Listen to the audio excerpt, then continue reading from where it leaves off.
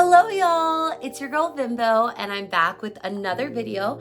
And as you can tell from the title of this video, I am sharing with you what is a must do with your class when you start the new year. So let's jump right in.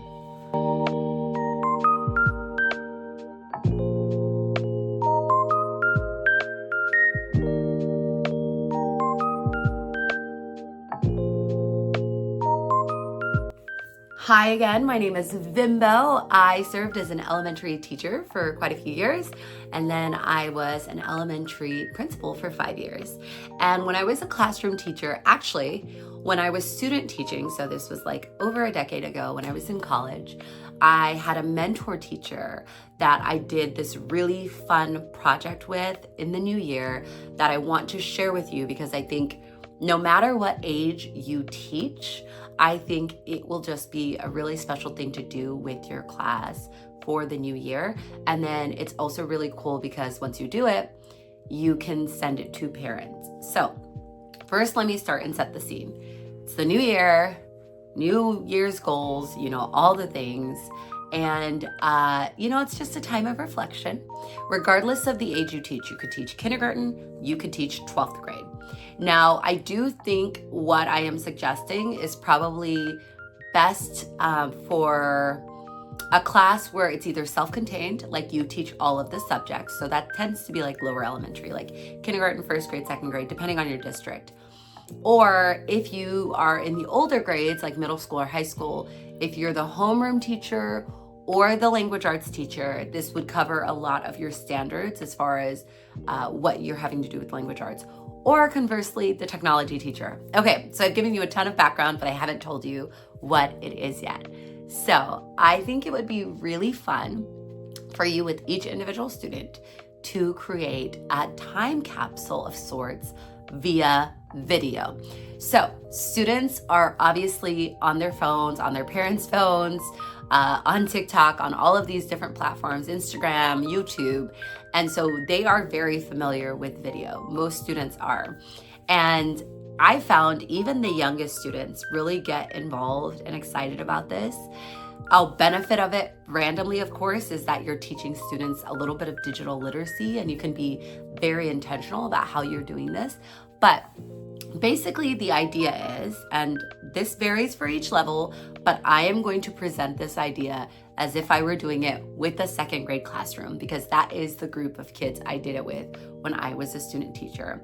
So the very first step is find or create a questionnaire of questions you want the students to respond to on camera about themselves. So I asked the students their name, their age, what grade they were in. So they say those all to camera. So like, hi, my name is Susie Q. I am 7 years old and I am in second grade, right? So Susie Q says all of those things. And then you have a list of a few other questions. So you can ask, hey, Susie Q, what do you want to be when you grow up? And they can say, I want to be an astronaut or a lawyer or a doctor or a librarian. And then you can also just ask them, what is something they hope to do this year? Or what is something they hope for this year? And it's really simple.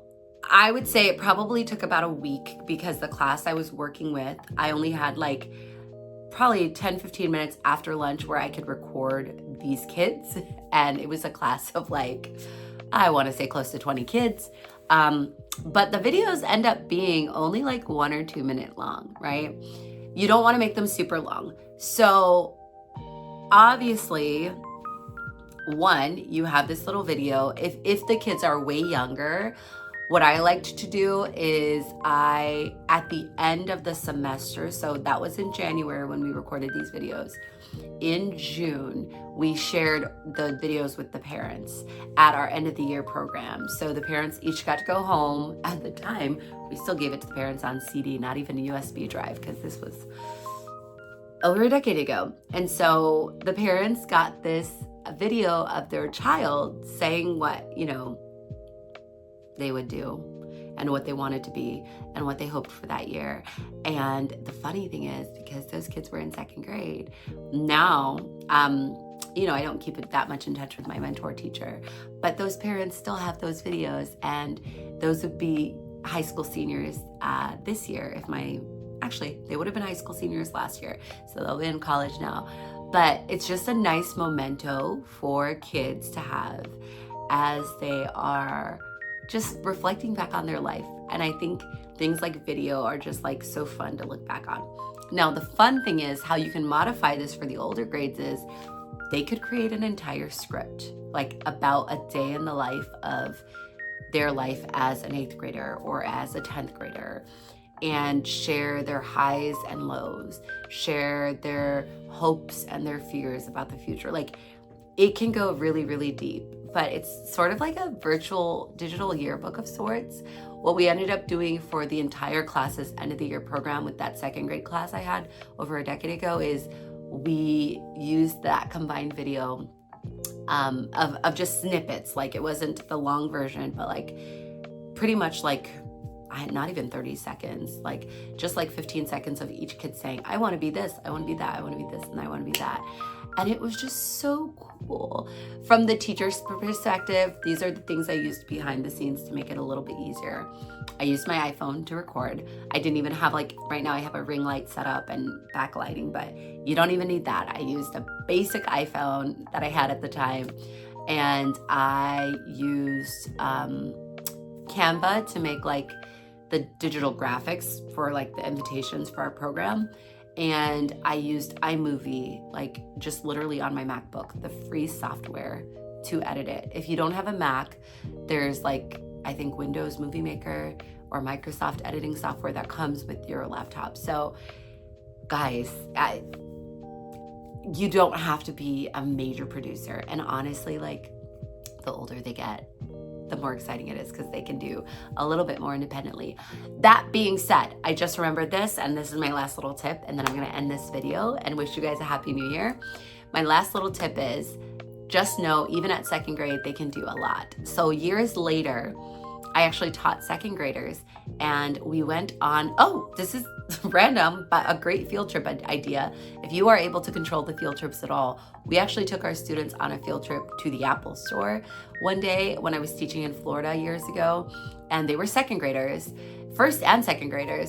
And at the Apple store, the students made an entire digital book report based on the book we had been reading in class or a book they had read in class they got to choose. Guys, 1st and 2nd graders are really capable.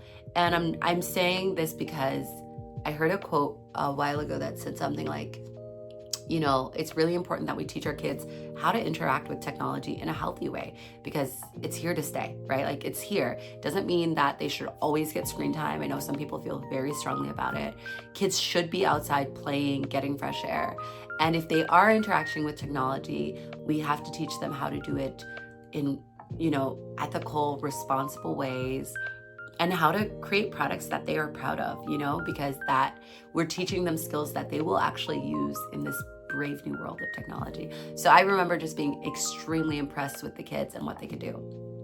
A little bit of a tangent, but as you enter this new year, I hope you try to do something fun. It may not be exactly this idea, but do something fun to capture where your students are at this almost halfway point for most schools. And whatever you're doing to celebrate the new year, I'd love to know. Comment below. Maybe other teachers might resonate with you. Regardless of whatever is going on, I hope you have a happy, wonderful start to the new year. And I am so excited for what this next year has in store for all of us. Bye now.